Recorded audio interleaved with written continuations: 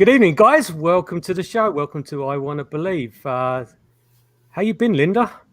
I've been great. How about you? Good. Yeah, crazy week. Everything's starting to open up here, like slowly, like the restrictions are starting to lift, and we've been we've been snowballed with like requests and stuff like that. Lots of public buildings and stuff like that have come forward. We started a few inquiries as well, like heritage buildings, and it's quite surprising because like just before COVID, like no one really was very receptive about investigations or anything like that, and both residential and public investigations, that kind of thing. But now it's gone, like the gates are starting to open, and everyone's like, "Yo, come on in." But crazy. Well, so I'm hoping that starts here too, because we're all starting to open, but we're in stage 1 or step 1. So yeah, it's a little bit weird, but hopefully. Yeah, I think we've just gone over stage 2, but everyone's in kind of the same routine all over all the different provinces. Yeah, I think that suddenly they've realised that our economy is going to get a good battering if we carry on the way we are. So magically everything disappears and doors start opening and stuff like that. Yeah. Anyhow, Chatty Kathy's not with us this week. Unfortunately, she's sick. Get well soon, Cathy. I hope you feel better. We do miss you, and we'll hopefully catch her next week. So this week's guest is a friend of mine. I met her when I was a part of TAPS. Her name is Claudia Lee. I've known her now for probably 8 or 9 years, basically through Facebook and stuff like that. We were going to meet up in a couple of TAPS reunions and stuff like that, but I never quite was able to get down to the States at that particular time. But I'll bring her on, and then she can introduce herself. Perfect. Hi, everyone. I'm Claudia. Hi, Claudia. Nice to meet everybody. My name's Peter. How you been? Good. Really well. Good. Yeah. Crazy busy and. Yeah. How's the I guess that America's kind of back to normal down there now, aren't they? In regards to the restrictions. Yes, and Georgia's been back to normal. The state, Yeah. I think I was had to work remote for 2 months, and then went back in to work. So we opened up really fast. At least in our law firm, it did. We were considered essential. That's crazy. Wow, yeah, that is kind of crazy. But Claudia, I want to know a little bit more about you, and I think the people watching probably do too. So tell us who you are, where you're from, what do you do? Because I want to know all that too. Okay, so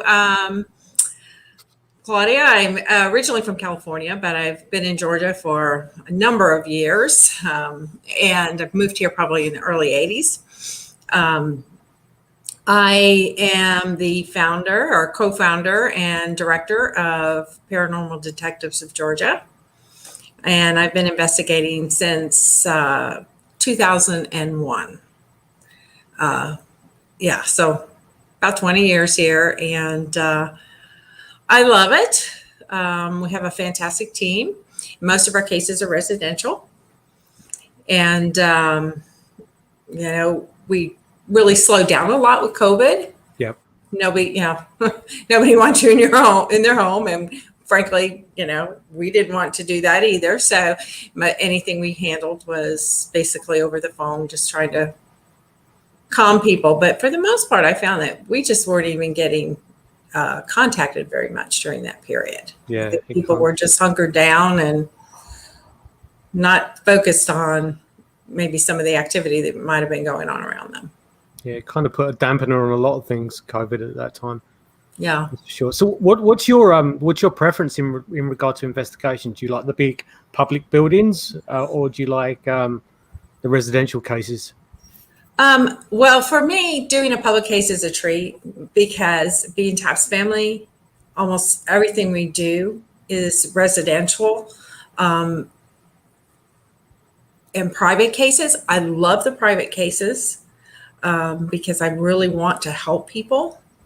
And we do actually do very few public cases. When we do, we get excited.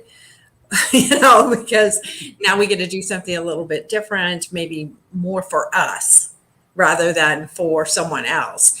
And well, we always want to help people. It's always nice to do it just because you have an interest and, because you're out there trying to explore and investigate. So many private cases are benign. You go in and you find out it's someone's, imagination or something they perceive to be paranormal and just isn't. And you're, not always going into a home that's actually haunted. So when you go to a known haunted public location, that can be a little more exciting and fun sometimes. But the home investigations are kind of where my heart is, I think. What kind of stemmed your interest in the paranormal? How did? Well, so as a kid, first of all, I had tons of paranormal experiences. My whole family had experiences and is sensitive, and I would, up until, my whole youth, a lot of what I felt were paranormal experiences. But then when I was about a teenager age, we lived in this house that was haunted, and everyone in the house had experiences. Some didn't share them with each other. We were kind of tight-lipped about it. I talked about it, but out of the family, I was the one that was seeing apparitions. And in this house, the house was probably built, I would say, I don't know exactly when, but in the basement there was what looked like a speakeasy bar when we moved in. Mahogany bar, brass rails, the big backdrop, and I'm not sure if it had been built during Prohibition, but that was kind of the family's thought, And so we all started having all these experiences. I mean, just crazy things. We'd be upstairs and we would hear piano music coming from downstairs, and there was no piano music. And, we knew it wasn't from outside because houses weren't real close together. And we had those double pane storm windows, and you really couldn't hear anything outside, And so, one night of all the experiences, one night I saw a man in our room. I shared a room with my little sister, and he had gray hair, white hair. He was in a double-breasted white summer suit, very Great Gatsby-ish. Okay. And, I saw him, I stared at him for a while. And when you have a lot of experiences, eventually you just kind of start ignoring them, right? I just stared at him for a while, and then I looked the other way and just, ignored him. And then I remember the next day my mom said, "Weren't you afraid?" When I talked about it, she goes, "No, he was standing over by Cindy's bed, my sister's bed, so I wasn't worried." Sister would protect you. Right. He was over by her, not by me. But the next day I went to my neighbor's house, and I was playing with my girlfriend, and we were in the kitchen, and I was telling her about the man I saw the night before.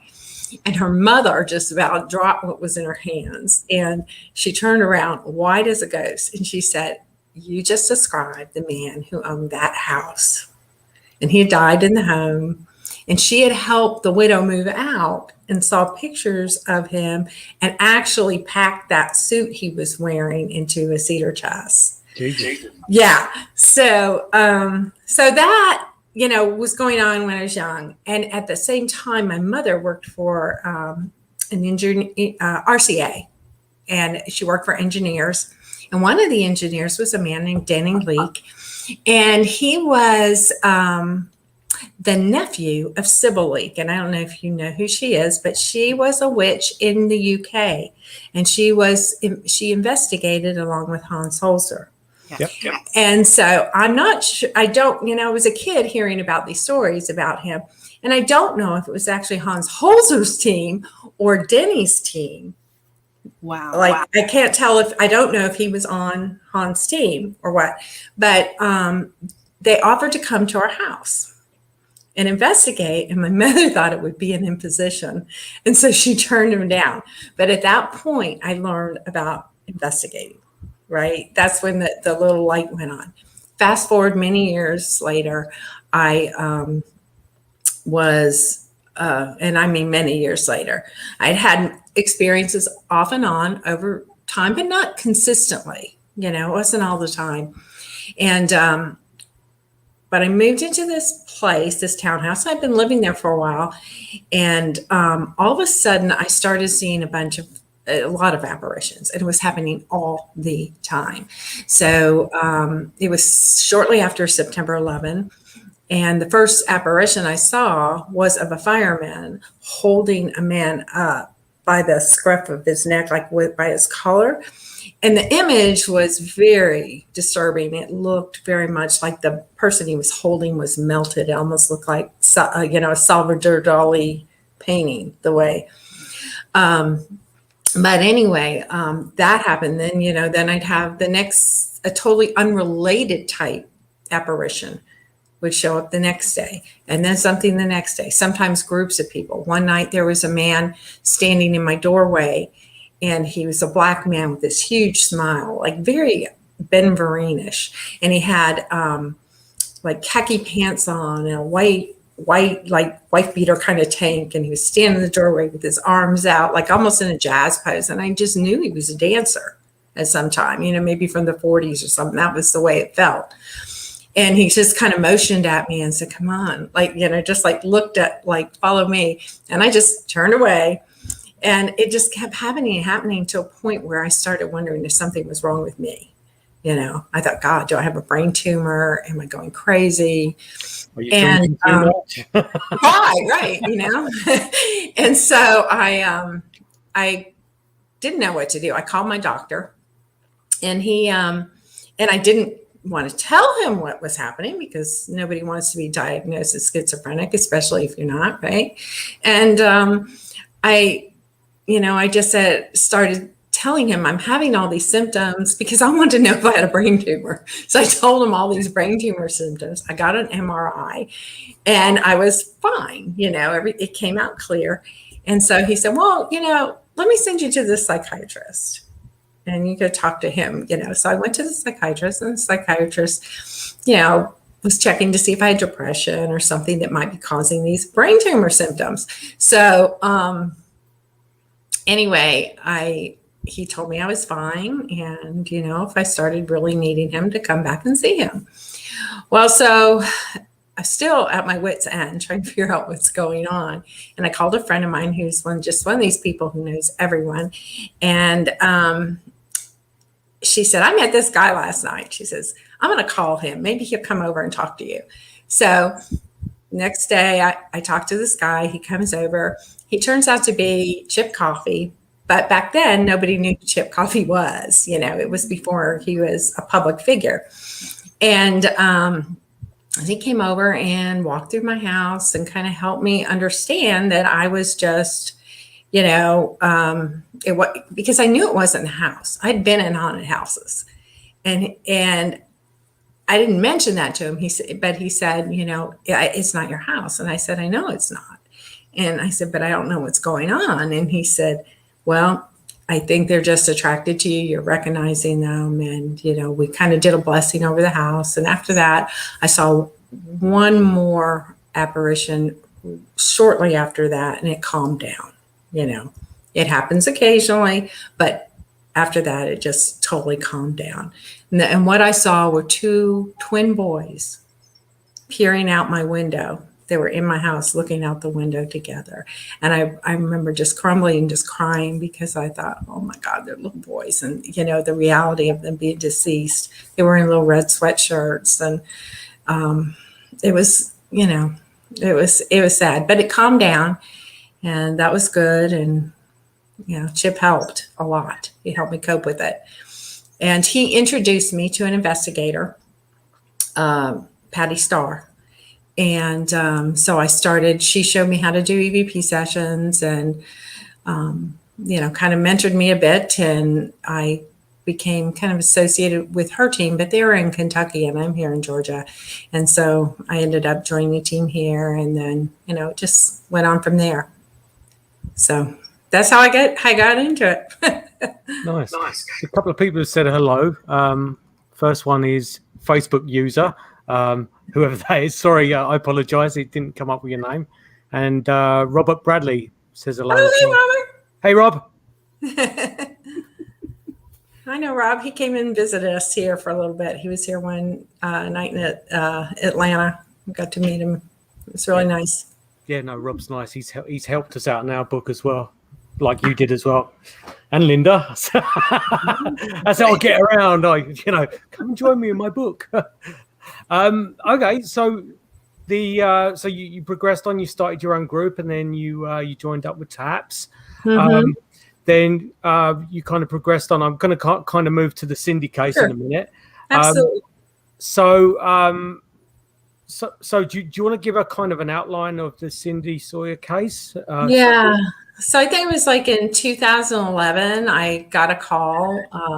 Cindy called, and she was absolutely distraught. She had been having some experiences that were really scaring her. And I think it started a couple years in advance, some things going on with her daughter and seeing some apparitions of her father. Her husband, her ex-husband, she was divorced or had left him. And he was kind of abusive and an alcoholic, I guess. And she left. And after she left, he committed suicide. And then,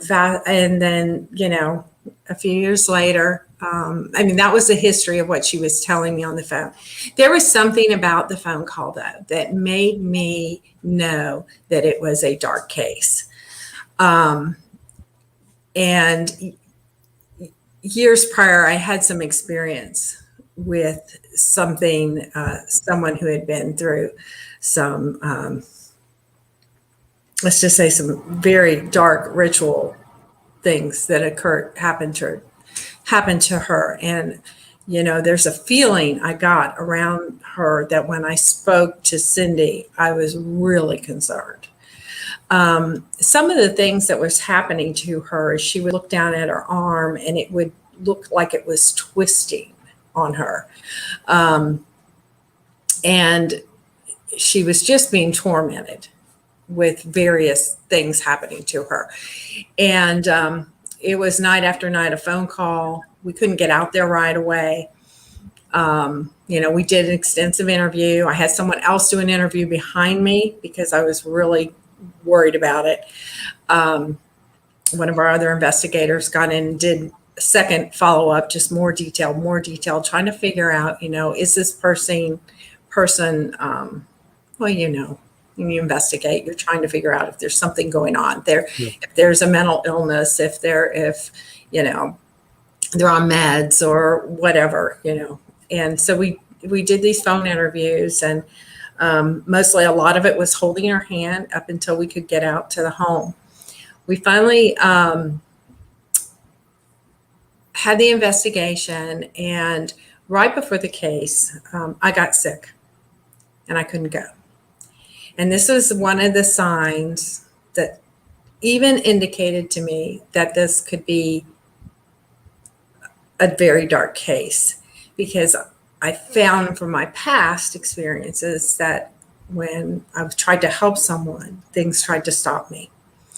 And so on the way to the case, two of our investigators, Michelle and Cheryl, when they drove separately, and both of them on their way to the case heard their daughters calling out for them, like to a point where they think they might want to turn around and go back home. Wow. Instead of going to the case. And they powered on and they went to the case, and things even happened in front of the home before they got there, when they got there, because Cindy wasn't at the house. She wasn't there.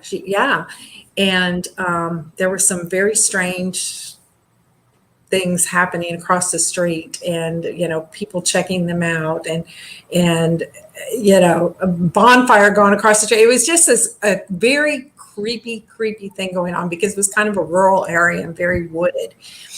And Dan Bernstein was there as well.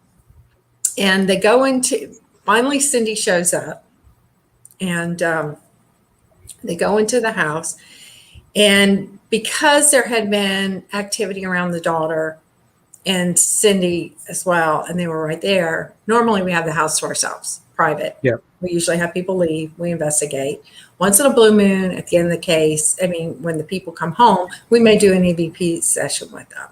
But they decided instead to go ahead and have it at the beginning, because they were there and they were going to take off for a while. So let's just do this right now. And so they did. And during the session, Cindy started breathing very strangely. And Sorry, I apologize for the noise in the background. That's okay. Her breath, she kind of had labored breathing. And then she was just kind of focused in on Michelle, and she just started changing. Which, just changing her whole demeanor. And she looked like she was about to attack Michelle. And at some point she was, leaned back with her head back, eyes rolled back in her head. Her arms were she actually did move her arms in this way that to the investigators, and it looked very twisted, if that makes any sense, because, that's kind of what she was saying.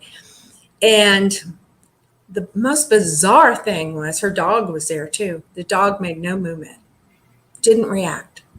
Really? Neither did her daughter. And it was very, very strange. And Cheryl was there watching her, staring at Michelle like she was going to kill her. And she finally, Michelle says, we need to get her out of here now. And took her out. But prior to that, it was kind of funny.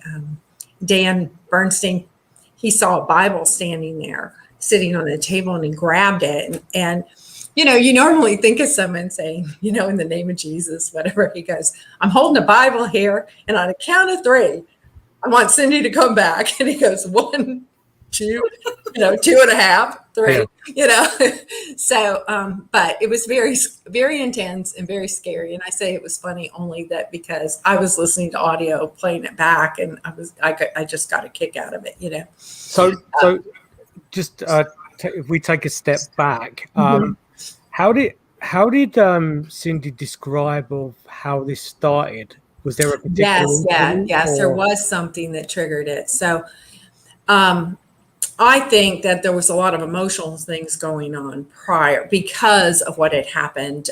It was a small town, and her husband had killed himself. And but she had met a man who he was actually an ex-minister. And one night they decided they were going to go on a ghost hunt. And there was this house that she was intrigued with, and she wanted to go by and do an investigation, or just walk past it, really is what they did. They went over there just to check it out, kind of a little bit of a thrill seeking. And when they were outside of the vehicle, and I think they were starting to head back, they were kind of looking around the house and started to head back to the vehicle, and something came from the woods, and she said it was just like a force that came over her and just almost plowed her down. And she was in the truck. She got in the truck, and she started kind of like convulsing. Really? And he started praying for her and whatever. Eventually he came out of it. So that was like the real trigger that started all these issues with her, where she started having like feeling tortured and oppressed and whatnot. So, so that was the main thing that she talked about. But what I found was that all this prior stuff that happened, it was probably just a perfect storm, having all this emotion, then getting out and keeping her, leaving herself open, and that hitting her. And so after during the investigation, they got Michelle out. Michelle got Cindy outside of the house during the initial investigation, and they wrapped that investigation up. They were like, no, this is it. We are wrapping this up. We're going to call Father Darren, who's somebody we worked with before, to see if she needs counseling, to see whatever she's going to need. And based on what Michelle contacted Father Darren right away, and based on what she explained happened and the interviews and everything, he went ahead. We planned on going out just to have a talk with her and him do some counseling and do a little bit more digging, psychological counseling or whatever. And, but he did go ahead and get permission to do an exorcism if he needed to from, I guess, the bishop of his church. Did she at any time get any kind of medical? I don't recall. I know we always ask, and I would think she had, but, you're never 100% sure. Yeah. If someone has, because I never saw any records or anything like that. Anyway, so we got to the house the day of the exorcism. We got to the house, and when we gathered outside, her boyfriend came outside with us, and it was me and Michelle only. Because Cheryl got sick, and I think Dan got sick or had something happen, so he couldn't be there. And so it was the two of us and Father Darren and his crew. He had a crew. And from outside, we started hearing things being thrown through the house, and I'm assuming she was throwing items. And I thought, okay, this is not going to be good. And it turned out that she had taken a knife and tried to stab herself prior to our even getting there. And it just kind of escalated because I had talked to her and she was like, oh, yes, thank you. I'm so glad you guys are coming, blah, blah, blah, blah, blah. And then we get there and she did not want to see us. And Father Darren went in first. I went in right behind him, and I'd only talked to her on the phone. So I'm like, hi, Cindy. I'm, Claudia. We've talked. And she was up on the top of the back of the sofa and moved, and she was like squatted and moved sideways across the side of the sofa, like as if she was trying to get away from us, but like it was like a crab crawl almost. And right there, it just like all hell broke loose, and Father Darren started the ritual. During the ritual, he's doing the ritual, the rites. He started doing all the religious rites, and he had a box, and it had his holy water in it, and all the tools of the trade, I guess. And Cindy was behind him. He turned around to me, and the box was between us, and he grabbed the holy water, and he looked up at me. He said, this is not holy water. And he turned around and he put it on her, and she didn't react. And he started praying and whatnot. And then a few minutes later, he turned around and he grabbed the other bottle, very just kind of on the sly, and he put it on her, and immediately she reacted, as if it was burning her or whatever. The whole time, I'm an investigator, and while I've had experiences myself, I'm still very, very skeptical. I'm even skeptical when I have them. And I was sitting there going, oh my gosh, is this real? We've all seen TV. Is she acting? But I can tell you the level of heaviness and the fear that I could feel. And it felt very familiar to me. And at one point I was standing over to the side, and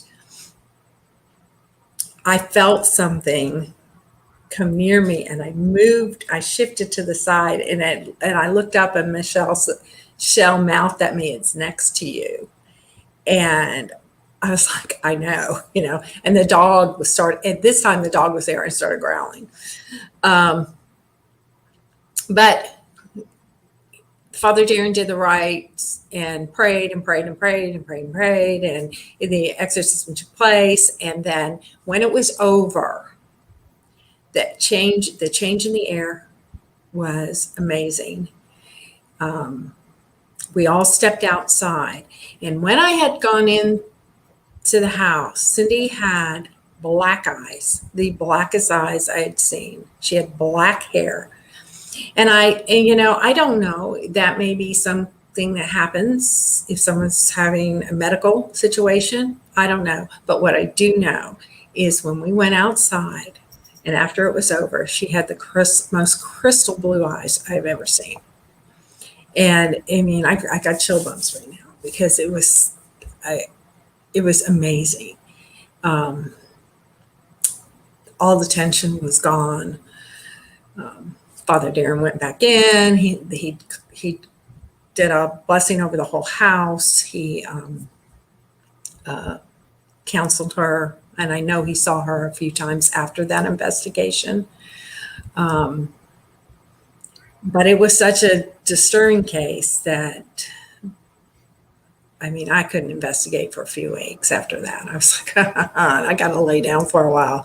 Michelle had the same situation. She was like, I don't know. I don't know if I should be doing this anymore.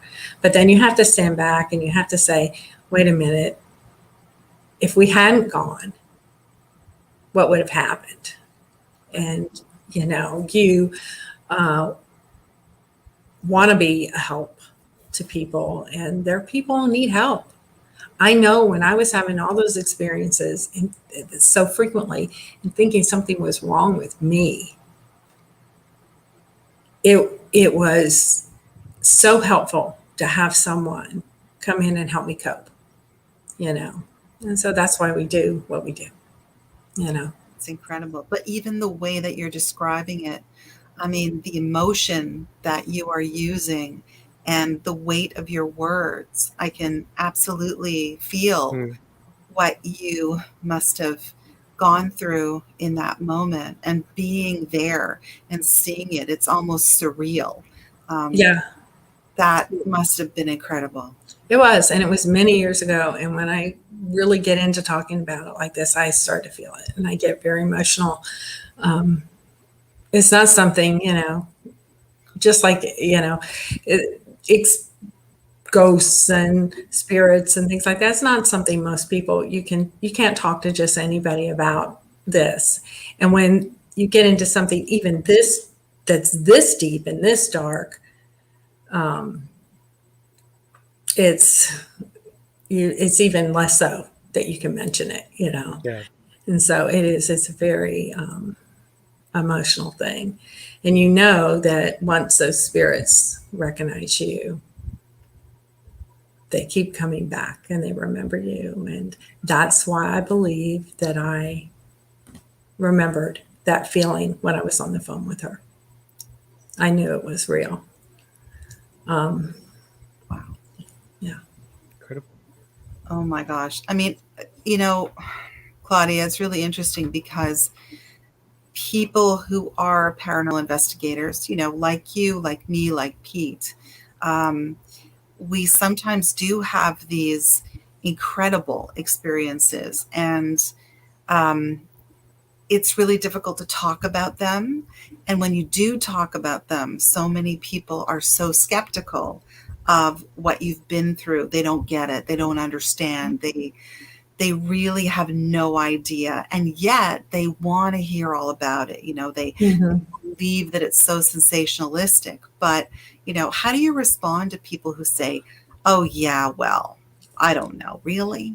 Yeah, well, what the truth is, I don't know really either. We don't know. And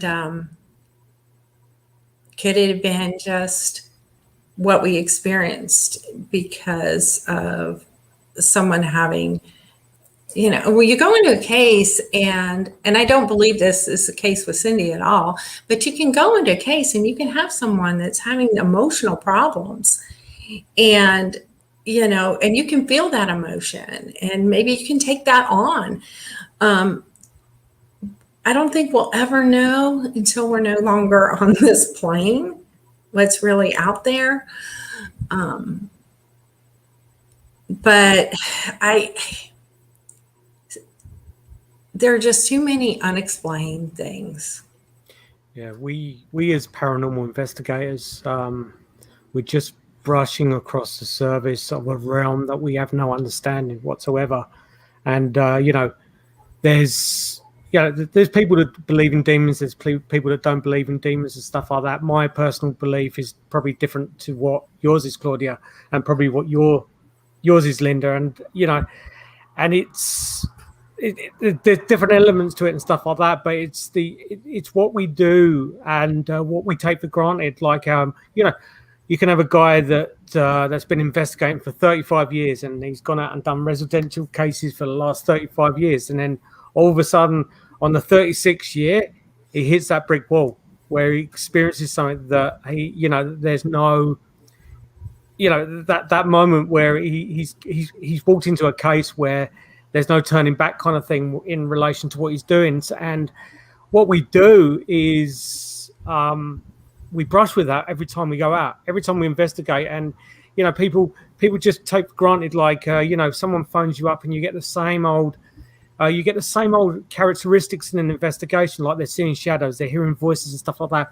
And you just, you take it on board. It's like, okay, so before you even go out, you make that assumption that you know what's going to go on before you even walk in there. And 99.9% of the time, you're right. But there's that one time, which I've had it about 2 or 3 times, where that investigation just goes completely sideways, where you have to say to your team, okay, that's it. We're getting out of here now because what's going on in here is, something that's above the capabilities of the team, kind of thing. And what you experience, Claudia, and the way you describe it as well, I believe wholeheartedly what you were saying in relation to what you were describing, just by the way you were, explaining to us. And it's that with the personal experiences with your team members as well, that solidifies what went on in there. Right. You can have 50,000 EVPs, you can have like 50,000 photography, pictures and stuff like that. But those personal experiences where there's multiple people that you trust that are in that room, that brings that element all together. Exactly. And as far as evidence goes, we went in and our cameras were nothing but static, our video cameras. We set them up. That is, as soon as we got in there, we're like, and they were handhelds because it was just quick. It was like tripod, handheld, up, on, facing it. Nothing but static. That's all we got. Incredible. So that was kind of interesting too. And but really, at that point, when something that serious is going on, the cameras don't matter. You're not that. That's really not what you're there for. No, it doesn't matter. But you get into that, okay, put the stuff up, it was awful. But it was a very disturbing case. We've had a couple cases since then that were pretty dark, but nothing quite as intense as that. Those were very private. Cindy allowed us, obviously, we did the show, but she allowed us to, talk about the case. The others were very no, confidential. But most of the cases we go to, zip, zilch, quiet, things that can be explained. Although I do have a theory, sometimes you can debunk things to death, and just because a door's loose or could be, easily moved, doesn't mean that didn't just make it easier for some unknown spirit to move it. So You got to keep an open mind all the way around, whether it's debunking it for natural causes or, it is still possible something could have happened. And I just find that when you're dealing with people and what they experience in their homes and what they believe to be true, that's their reality. Yes. And no matter what you say to them to help calm them, unless they're open to hearing that, they're not going to change their minds. No. And that's the thing too. You have to really handle people with so much tact and diplomacy because they really do believe what's going on. And they're looking to you to come up with viable reasons. Why is this happening to me? But you said something that really struck me when you were discussing that other case. You said that there was a feeling, and that once these entities, once these things know you. Now that was a really telling thing that you said. Once they know you, that it can happen again. They can find you. Right. And I think that's really true. Yes, I do. And I can tell you a little story that happened years before. This wasn't an investigation, but I was asked to help someone that belonged to my church. She was a young girl, and somebody just thought she would relate to me and said, hey, would you mind getting to know her and just kind of welcoming her and stuff. So I asked she and her husband over for dinner. But the night before she came over for dinner, I had been driving home late, and my ex-husband was driving too, but we were in separate cars. And we were going down this long highway, and he was in front of me, in the car in front of me, and I was following him right behind him. And all of a sudden, and there was nobody on the road, no cars. It was very light. And all of a sudden, his taillights fishtailed. And I swerved, I started, I didn't swerve quite a way because I didn't have a lot of time to react, but I tried to move over.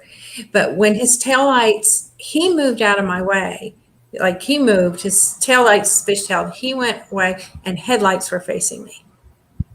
And I mean, dead on facing me. And so I tried to move away, and this car went, I thought, past me. And I felt wind go through the car. And my ex pulled over on the side of the road. And when I pulled over behind him, I recovered, I was fine. I pulled over behind him. But something in me made me start laughing. Like I felt like something had tried to take me out. And he got out of the car sobbing and said he saw that car go through my car. And there were, when it happened, I immediately looked behind me to make sure the guy, whoever it was, wasn't going to hit someone else. But it was almost if you were going to explain it naturally, it was like someone had been driving toward me and suddenly turned their lights on. Wow. It was pitch dark. That next night, I have dinner with this girl. And she and I kind of went aside, and she started confiding me that she had gone through ritualistic abuse. And I had read some books about that in the past. And I just, so I kind of talked to her and kind of helped her based on what I knew, which obviously wasn't much, but I tried to help her, and kind of mentored her and stuff like that.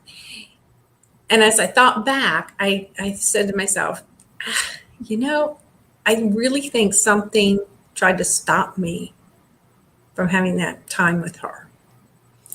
And being around her and working with her, and at that time, I met this deliverance minister, and working around him, and he helped her, and that's the feeling that I was, the dark side of what was happening to her is what I remembered. And that's when I was on the phone with Cindy, I said, this is so familiar. I don't know what it is, but it's very familiar. And we need to help her.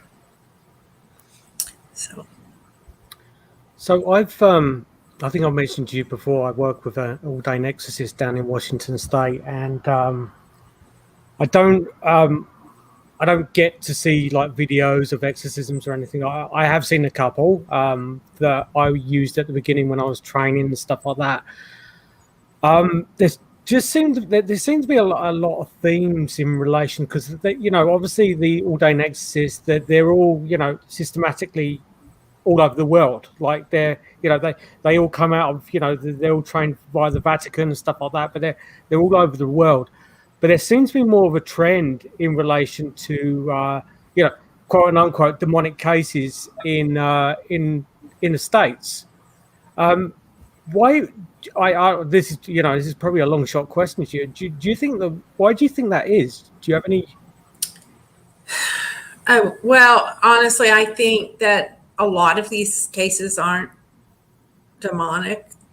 I'm sorry, I mean to be judging, but there's so many television shows out there that are just making everything a demon, and there's not a demon behind every bush, and these cases are so few and far between. I remember listening to an exorcist say, out of hundreds and hundreds and hundreds and hundreds of cases, maybe one was. Yeah. So, I think that there's a lot of sensationalism. And, but then I've also heard, that the Vatican, and I'm not Catholic, so I'm really not, but, really in the know, but I've seen articles where they are training more and more exorcists. So I don't know why. For years and years, it was kind of like you never heard of it. It was probably very rare that it happened. It's kind of like that particular story, because that came out a couple of years ago, wasn't it? That there were the Vatican was training something like 240 people to perform exorcisms and stuff like that. And you're right, because the exorcist I work with, he's not on Facebook. He's not, you won't get him on Twitter. You won't follow me page, right? You won't see him in a grocery store or anything like that. And you're right, because it's become very sensationalized in regard to relation to TV and stuff like that. Media's played a big part in that as well, kind of bringing that element to the service. But then in regard to what I do and what I've learned from this particular father is that there are stepping stones. Like he would give me a case, and I will like yourself, I'll conduct interviews over Skype. That was what the original network was. Mm-hmm. And and there will be a stepping stone process, and if I got to like if I ticked all the boxes and got to the top, that's when I call him in, and that's the process that he had kind of set in stone. If I deviated from that whatsoever, he would say no. You've got to go back, and then I have to get some evidence. And in order for him to even bat an eyelid, I have to tick all the boxes in regard to the list of criteria. I'm making it sound like it's glamorized and stuff like that, but it's not. But he has to tick all the boxes, and I have to put it in front of him and say, okay, I'm going to review it and take away, and I'll get that kind of thing and get back to you. And that's happened once over 9 years that I've been working with him, and I've had probably close to about 40, 50 cases from him over the years, and that's to where we got now. And you're right, it's the TV, like you've got the priests now that are on Facebook that they've got the collar and they're on the Facebook page and stuff like that. It's kind of pathetic, really, because they're kind of making a mockery out of something that is, is serious to a lot of people. It's And, serious and not really something that you. I could sit there and joke and laugh and say there's no such thing as demons and stuff like that, but it's very real to a lot of people. It's very real to a lot of cultures as well. Right. So you can't, you can't base your views just on the way you see things, because people deem, that word demon in totally different ways in different cultures as well. And Right. Yeah. Well, it's just like, if we do go out on a case and we have somebody, that's one of the things we find out, what kind of religious background they have, so we understand their belief system, and then if we have to connect them with someone, we want to connect them with someone who they're going to be able to relate to and will believe, because it's really about belief and faith. And, if you're having problems and you can't, send a priest to someone, well, you can, but you can't send a priest to someone who's, maybe has more Native American spiritual beliefs or whatever, you're going to go look for a shaman to help or try to. Yeah, absolutely. That's true. I have a question about, you mentioned that chip coffee really did help you out. And I think that's incredible. I mean, do you use people who are sort of gifted intuitively or psychically in what you do? Do you ask people to go with you on investigations? I mean, I know yourself, you also are. So right. If you bring people in, or we don't, because Michelle on our team is also very sensitive, psychic. Neither of us promote ourselves that way at all, but we do. But because we are more of an evidence-based team, believe it or not, after that case, that just, like you said, a case sometimes goes sideways and it just changes. But we're more of an evidence-based team. So when we go in, Michelle and I will go in, most with the clients do not know that there's someone sensitive there. We try to not let them know that. So they're, number one, not following us around wondering what's going on until we've got some real evidence. But Michelle and I will go through and do a walkthrough, and we don't talk to each other about it. We just make notes. And this is usually going on with the rest of the teams, starting to set up, and taking meter reads and whatnot. And then we hold our notes, and then later on during the investigation, I usually assign someone else. Like if I'm doing this walkthrough, I don't know anything about the case. So then we go back out and we separately tell whoever is assigned as the lead what we picked up, if we picked up anything at all. And it's kind of, partly for our own validation, but it also helps validate maybe somebody else's personal experience that lived in the house.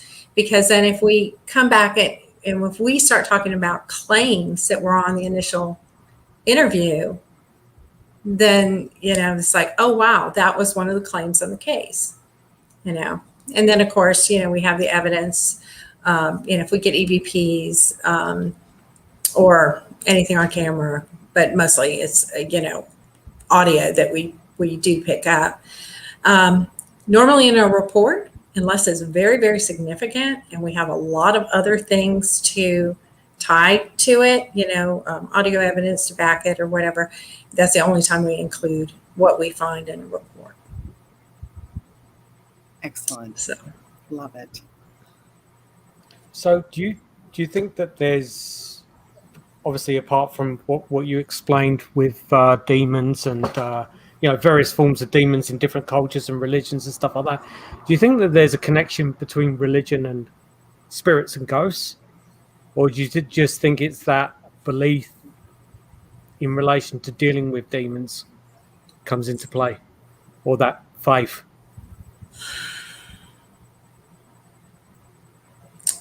I don't know. I well, I think I know when I've talked to people that were atheists, they had a harder time believing in the paranormal because then that would have to question their belief system. Um, you know, um, I don't know. I really, we just don't have Sorry, all it's the a answers. We difficult just don't question. have the answers. I do. I mean, I think that I think that someone's religion definitely will play a role in what they perceive. Yep. So true. So true. I was actually a Catholic church secretary for 6 years. Yeah, 6 years. And I answered a lot of phone calls and I booked a lot of house blessings. But in my 6 years, I can safely say that there were only 2 people that I talked to who were having some really horrible issues that really needed some divine intervention, if you will. So yeah, I mean, I don't think that it's something that happens all the time. And I think you're right. Everything is sensationalistic. Whatever TV show you watch, there's always a demon. And the SB7 or the SB11 always says demon at just the right time. Or get out. Right. Yeah. Only 2 words, get out. Yeah. Must be programmed into my wife. I hope she's not watching. Yeah, I know. It's so funny. So go ahead. So what do you think? And I've asked you this question before when we were writing the book. What do you think's out there? Like, what do you think it is? Where do they come from? That kind of thing. I think that, and I will tell you because I think a lot of it, most about what's out there is human spirit. I do believe that. I was telling you a story about when my father passed, and I had been at the nursing home with him and had just come home, and I was like, he was getting to the end, and I knew if I stayed, he wouldn't leave. And so I went home and I just started to lay down, was not asleep yet because there's commotion in the rooms in my room. My boyfriend was, in there taking a shower and everything. And I lay down and I kind of turned to my side, and behind me, so my back was facing the edge of the bed, I felt this touch on my leg pressing down. And I sat up and I said, "Goodbye, Daddy." And in 2 minutes, the phone rang, and it was the nursing home telling me he had passed. And I've had a lot other experiences like that. I was recalling that after my grandparents, my grandparents had died, and my parents lived in their house for a while, and I was staying in one of the rooms in one of the bedrooms at one night, and I had this dream that I was in this, it was like outside in this idyllic setting with this stream running through it. And it seemed like it was a family reunion, but we didn't have a lot of family reunions when I was growing up because we weren't near a lot of cousins or things like that. So I was like, this is strange. This is a family reunion. And then all of a sudden, my grandmother reached over, touched me on the shoulder, and I remember feeling it, and she touched me on my shoulder in this dream. And I said, "You're not supposed to be here. You're supposed to be on the other side." And she said, "Shh, no one knows." Well, I mean, maybe 15 years later, we were sitting around talking one night, my sisters and I. My sister was in that house the same night. I assume it's the same night, but she was stayed. She actually lived there. I was just visiting when this dream happened. But she described the same dream, but with my grandfather. And so we don't know if it happened on the same night, but it was like, oh, you just know it did, so she described the exact same thing. I do think we go on. I think we live on a different plane. I think we can come and go if we want to. And I think our families are always with us. I like that. I like to think that too. Thank you, Claudia. You're welcome. Any more questions, Lynda? I could probably ask her 20,000 questions. I know. But if we do that, we're going to need at least 2 more hours. So. That's right. No. It's getting a bit late for me. It's time for my bed soon. So. Hey, it's 11 p.m. here. I know. I've got no excuse. It's 8 o'clock here. Well, thanks for tuning in, guys, and catch us next week on the I Want to Believe show. And don't forget to subscribe to the YouTube channel. Great. Catch you next great week. Seeing you again, Pete, and nice meeting you, Lynda, and talking with you both. Nice to Thank meet you you. for having me. Thank you, Claudia. Thank you, Claudia. All right. Bye-bye.